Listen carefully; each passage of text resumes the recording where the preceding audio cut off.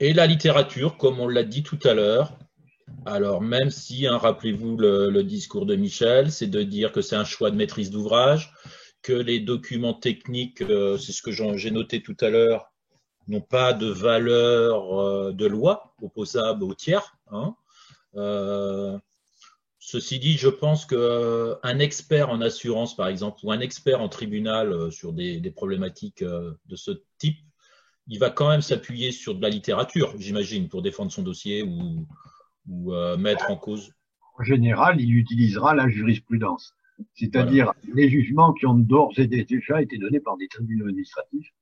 Et toute la qualité d'un avocat spécialisé en questions environnement, ça sera effectivement de sa connaissance de la jurisprudence, c'est-à-dire des jugements qui ont d'ores et déjà été rendus et qui ont valeur d'exemplarité pour la justice.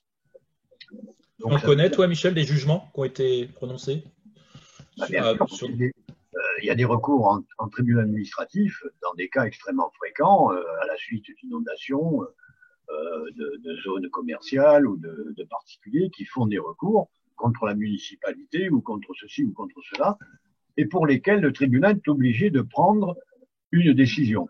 Il s'appuie pour cela en général sur des experts qui sont des experts auprès des tribunaux et qui, en leur âme et conscience, vont rendre un verdict.